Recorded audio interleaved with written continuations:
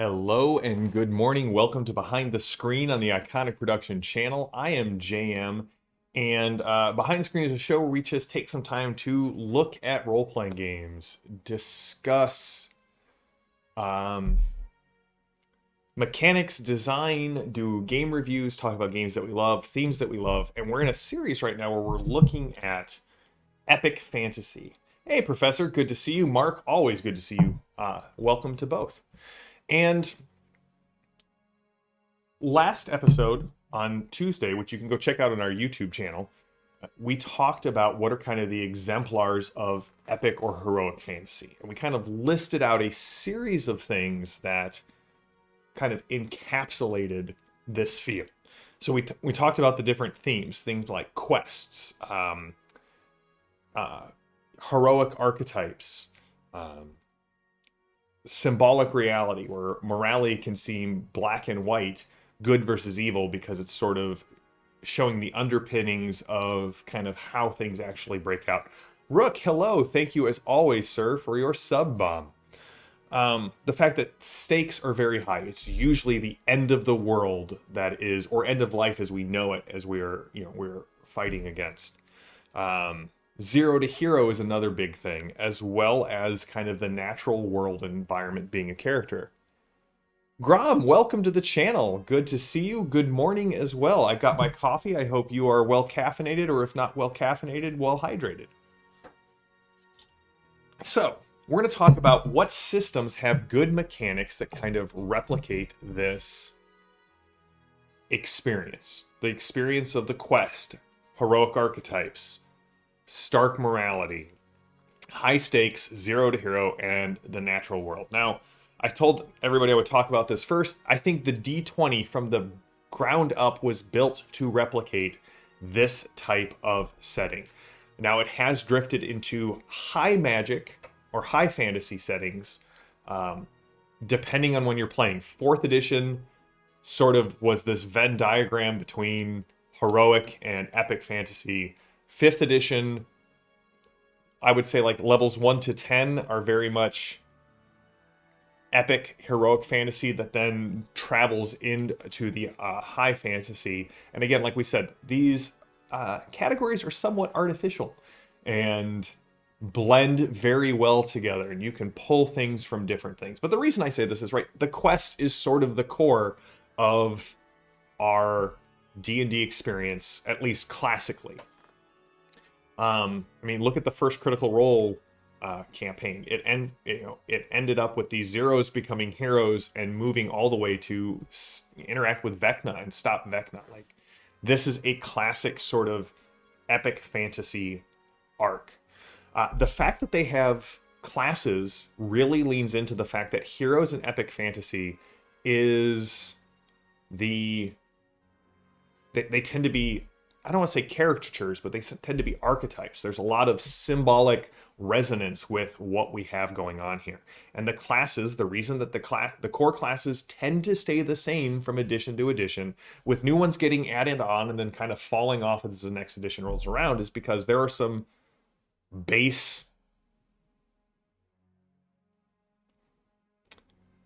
archetypal ideals that we see in fantasy, we see in history. I think the last two that really stuck came out of 3rd edition, and that was the Sorcerer and the Warlock.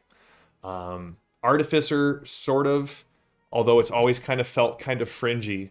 But like, we saw Warlock and Sorcerer kind of come in 3rd edition and then stick around for the long haul.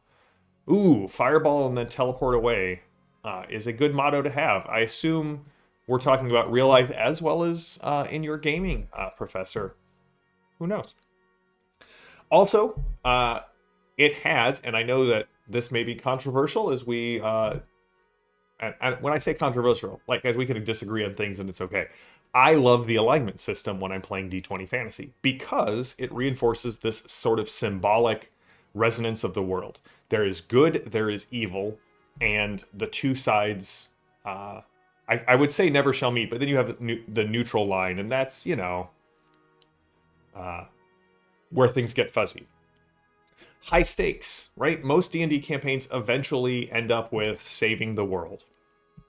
whether you're playing D&D, whether you're playing Pathfinder, whether you're playing the OSR, whether you're playing 13th Age, these all have very similar kind of mechanics that reinforce that the longer you play, the bigger and bigger the threats are, and fewer threats that you actually see in the books at the higher levels, and they're all sort of Tarask, Vecna level world-ending threats.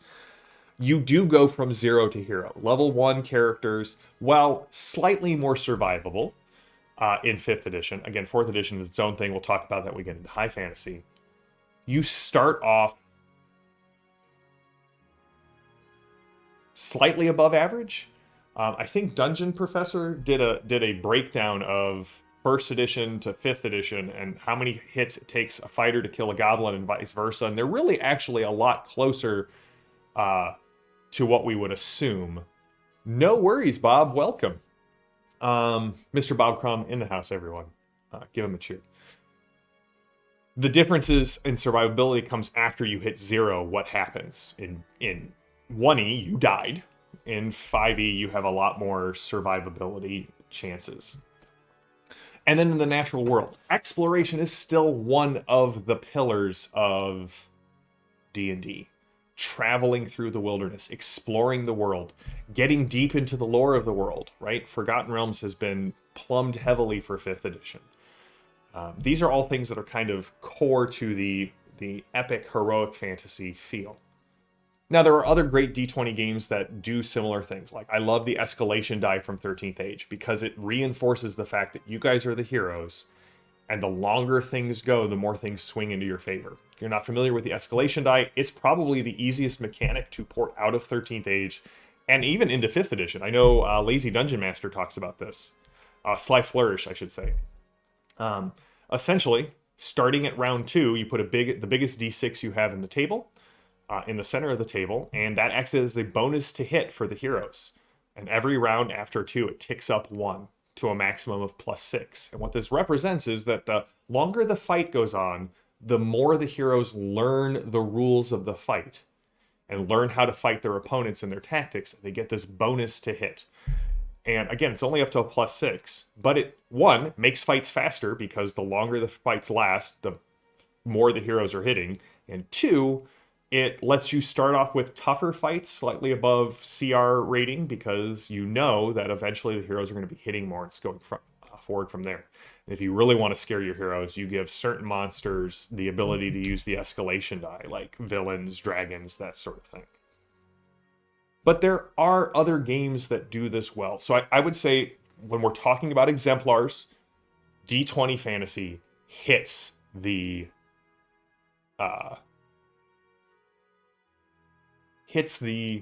all of the points of epic fantasy from the ground up, core and added in there. Yes, Sin Saber, I would agree.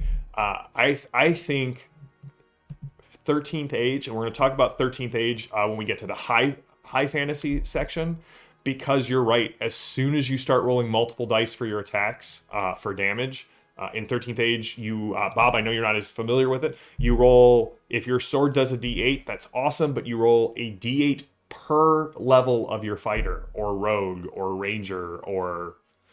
So at level 10, your longsword is doing, 10d8 plus a bunch. It's awesome. Yes, and that's a good point, Rook. That kind of balancing, Pathfinder 2 kind of gives you more action economy. 5e's action economy I find very swingy depending on the class, but you do have additional action economy there. But what are some other games that also that I think do really well with this epic fantasy, and why? Again, today we're talking about mechanics, and on Tuesday we're going to talk about how to bring this feel out to your table if this is the type of fantasy you enjoy. Ones that pop out to start. Let's start with generic systems. Hero system. GURPS. I'm going to argue Savage Worlds is the same. Hackmaster does, Bob, is its own unique beast of, I would say that it is the maybe the purest Gygaxian fantasy that has ever existed. And someday, by gods, we will play Hackmaster, even if it's just once, to see if we can stumble through it. But, so take Savage Worlds. Savage Worlds is a very generic system that allows you to customize so much of the game. And you can add things into this game to sort of replicate what you're looking for. Savage Worlds Pathfinder put class edges in so that you can take this archetype and put it at the forefront of what your character is. You're a barbarian, you're a paladin, you're a wizard Harry. If your character's name is Harry or your name is Harry. You have travel rules that you can bring into these things, usually like a hex crawl, or you want some way of exploring the natural world that allows you to just kind of give the feel of the epic scale of the world. Fantasy Hero 6th Edition is an amazing book for doing this. It tells you how to set all of the dials on Hero to make it your very own game. GURPS Fantasy does sort of the same thing. It says, hey, if this is the genre of fantasy you're going to play, here are the dials that you set GURPS to get the game that you want. To go a little bit further afield, Earthdawn. If you guys haven't heard of Earthdawn, it is a brilliant game. FASA is how back? I mean, right? Solomon said there's nothing new in the sun, and there is a time to every season and purpose under heaven. And apparently FASA is back, and Earthdawn is back. And Earthdawn is this great game, which, again, you pick an archetype, you have circles that you level up through, you have scaling damage, you have a deep world and travel rules to explore. And Earthdawn has this conceit that it is set in the previous age of magic. Like, we're currently living in the 5th age of the Mayan calendar. I guess technically now we're the 6th age, but you go one age back, and that's Earthdawn. Yes, Grom, that is one of the things I love best about Earthdawn. It gives you an explicit, and it may have been the original design goal because it is so explicit and implicit in the setting. Why do dungeons exist? Well, because during the previous age, the horrors, the tide of magic rose high enough in the world that it connected our world to these hellish planes, and these demonic creatures known as the horrors came back to the world, and the peoples of Earth, to survive, built underground lairs to hide from the horrors, and a lot of them failed, and they became the dungeons of the world. I think the real original FASA is back, Ian, and they're producing a new version of Earthdawn. And Bob, I think they're all 6x9, small, softbound books. It looks really good.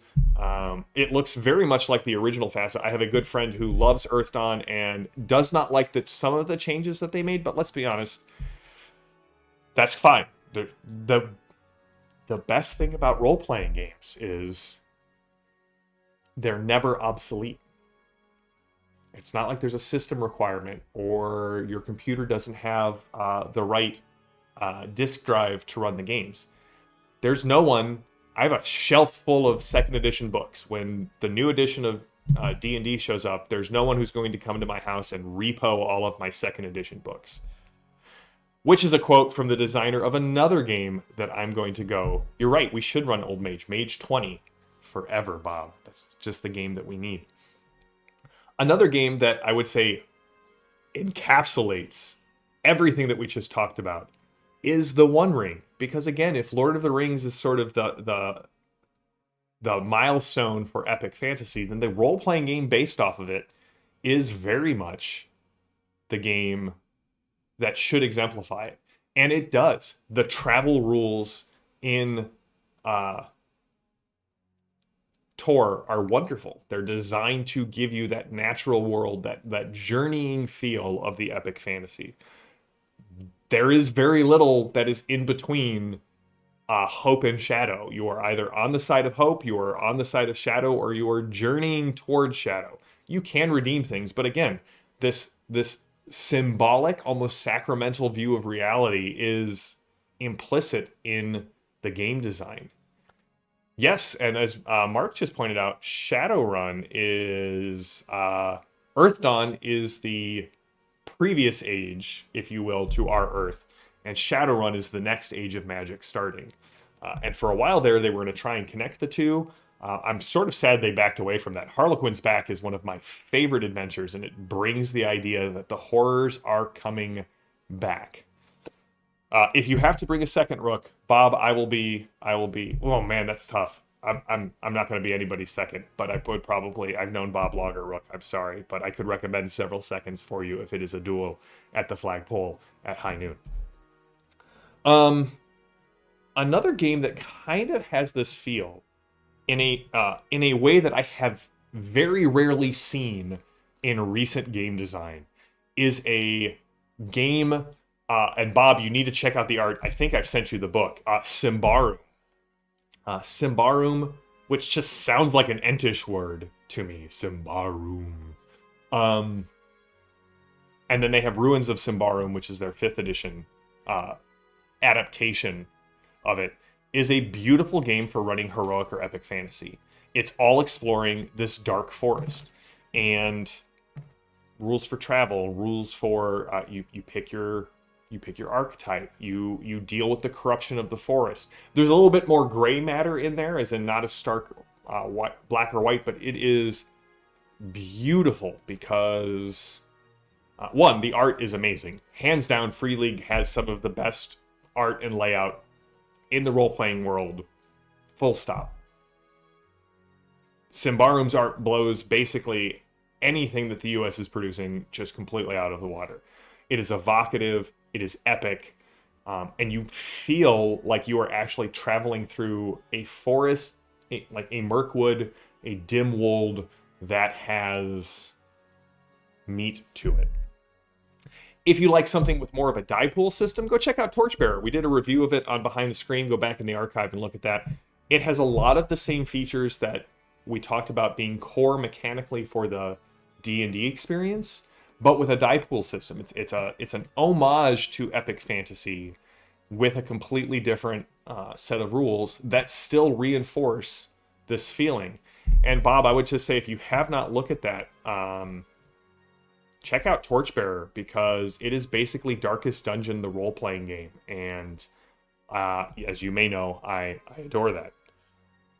Now, finally, as we're getting here, I've been talking a lot about systems and what mechanics they have that really get to the meat of epic fantasy. Yes,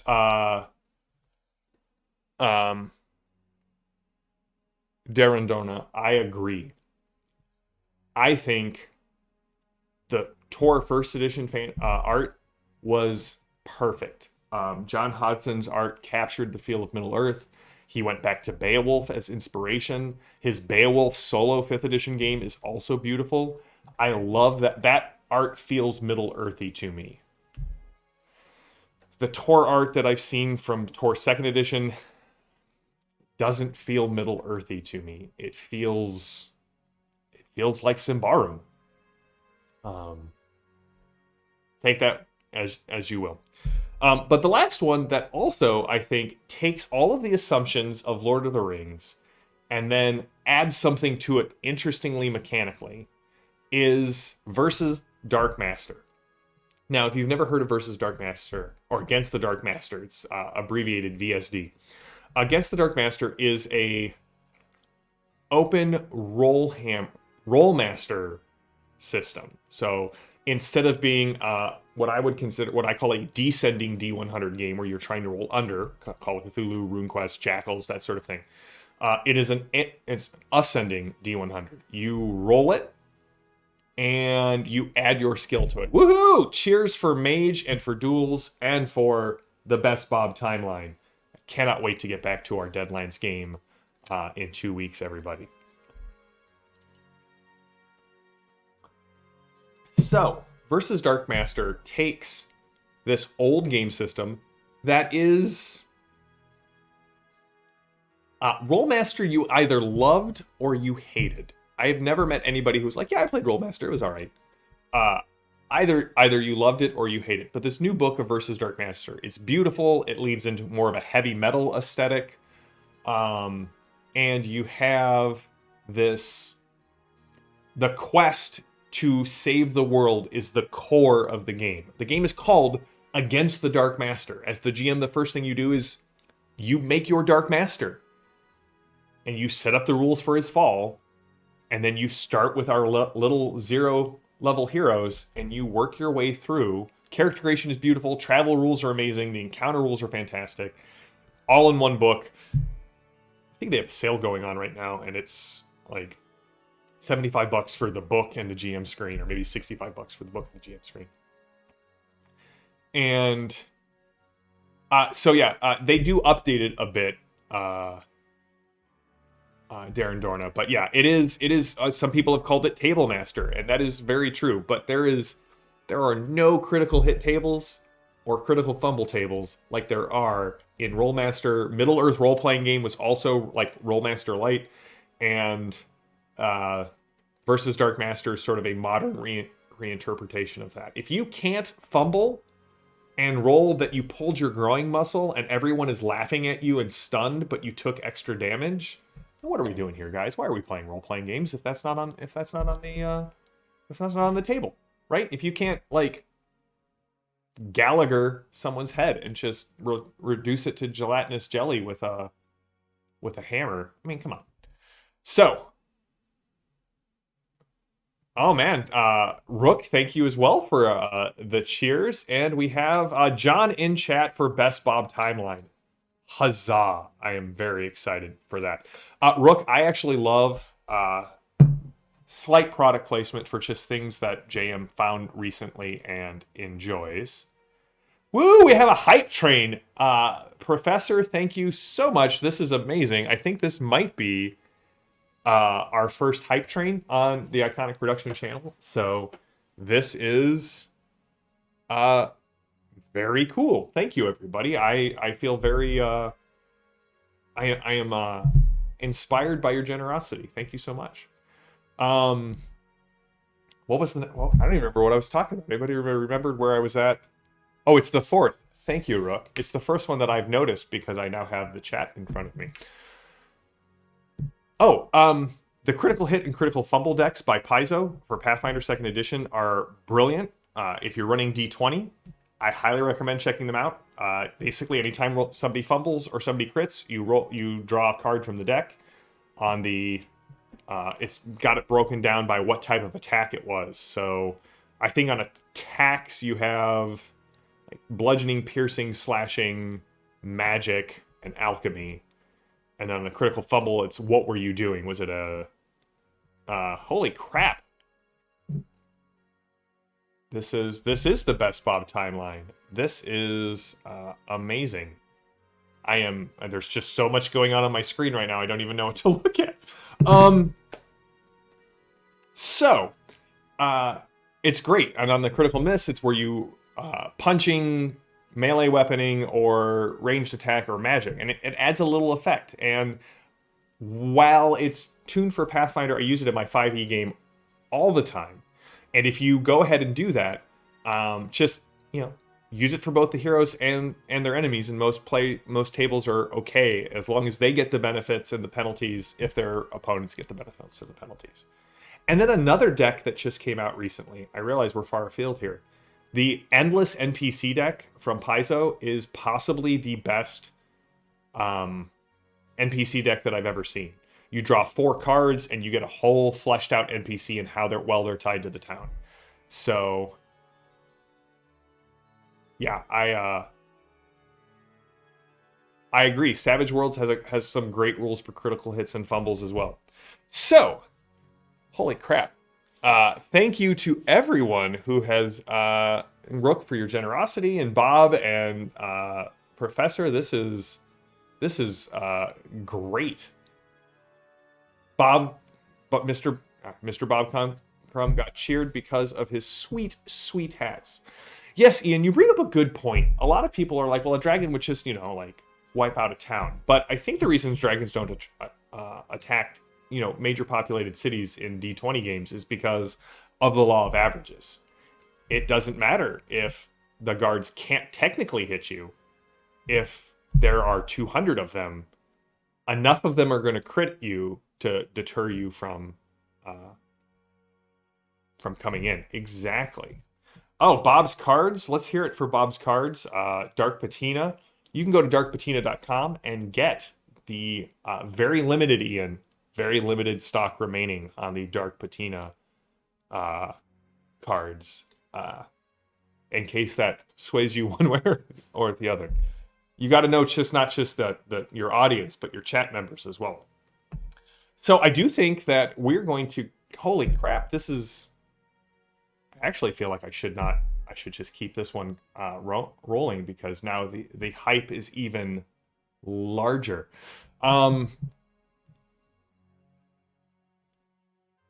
Yes, I do think that is a problem with old Rollmaster Darren Dorna. The fact that because you had this weird how attacks worked against armor and rolling, it was really it could be very swingy. Yes, I read I watched the Baron. His geopolitic videos are great, John. I stumbled across him for something else, and I was like, these are great. Didn't he do one on Mind Flayers as well, and Beholders, the geopolitics of Mind Flayers and Beholders? I have successfully made my Persuade roll against Ian's Will Save, and just so you know, there are more decks. So Ian is probably going to make a hype train on Bob's Dark Patina site, so check him out.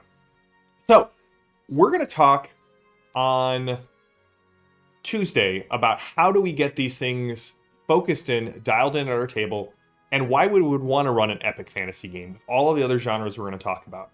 I have heard the chat from Tuesday, and I am preparing...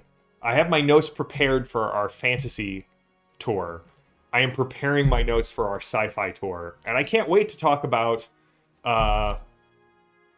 science fiction as well. Like, I have some deep and abiding love for science fiction. There are some science fiction games that I think are like so fine-tuned into a specific genre of sci-fi that they're just spectacular. So if you are more of a sci-fi person, do not worry. We will get there eventually. We're going to take our tour through fantasy with a couple of stops along the way to just chat. Bob, you need to run more. You need to run more sci-fi. Have I talked to you about the Infinity RPG? Because yes, yeah. If you guys haven't checked out Bob's Dark Patina cards, please go over to darkpatina.com. Bob is a good friend of Iconic, a good friend of mine, probably my oldest friend in the world, save one, which would probably cause Bob to fight him for the position of oldest friend in the world. But he's the oldest friend I have that I still talk to. I've known Bob for decades. Well, I was telling Ian, Bob, that when we met each other as adults, as the well-adjusted men that we were before our wives made us even more well-adjusted, we discovered that we actually had met several times before in Scouts and just didn't recognize each other, but that we were clearly interacting even before we met at New Life. So, yes. Yeah, it was destiny. It was. There's no escaping it for me. Destiny. Which is, to my greatest shame, something that has never been exclaimed on the Torg game by any of my players. Bob is an amazing artist. Please check out, if you want to see what we're talking about, I did a review of Bob's Dark Patina cards on Behind the Screen. Go over to our YouTube channel, type in Dark Patina. You will see the review of Bob's cards. They are gorgeous. We bought several decks. Mine is the one that is opened and getting to, is being played with. Well, my wife's is in, I think, a pressure sensitive air vault, never to be opened. as well. And yes, I will say, let's give Bob a Benny and Ian a Benny and everyone in chat. If you come back and tune in on our Deadlands game in 2 weeks, all of you get a Benny because we hit a hype train, and that is awesome.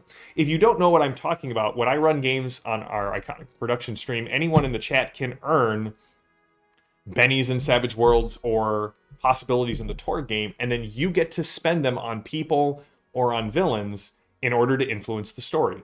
And it's a way that we keep chat involved. We keep the chat up on screen so we can interact with you as we do it. I think it's something kind of unique that we do on the Iconic Production channel.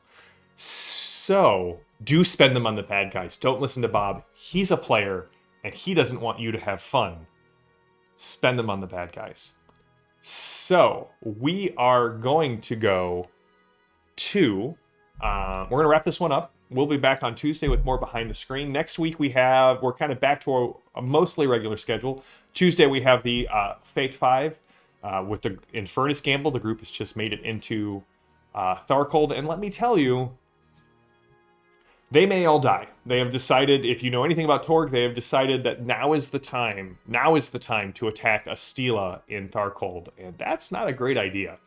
But they're my players, and I will go where they lead the story, and we will see what happens. We'll be back on Tuesday with more Behind the Screen, where we talk about epic fantasy and kind of where we're at. I may do a review of Versus Dark Master next week just to show it off, because it is beautiful. It's got a really cool black and white aesthetic to it, both mechanically and artistically. And then the following week, we will be back with just our normal run show. So thanks to everybody with who has joined up on here. Grom, it was great to interact with you on chat. I really enjoyed getting to interact with you. I am looking forward to... oh, you're looking forward to the non-fantasy stuff too? Yeah, well, we're definitely gonna dig into... when we get to the end of the fantasy side of things, we may end up talking a little bit about modern games, kind of urban fantasy, what's out there.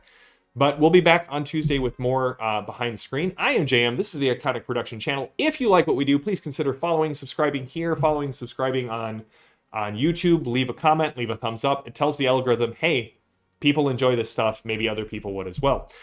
If you are not a member of the Iconic Patronage, if you go over to patreon.com/Iconic Production, we have a Discord server. You get to interact with me. You get to interact with everybody who's in chat, as well as the cast of our shows.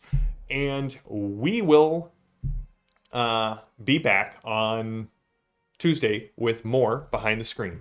Until then, everyone, please stay safe, stay healthy, have a wonderful weekend, and I will see you all on Tuesday. I did see that, John. Thank you for your patronage. We'll see you later.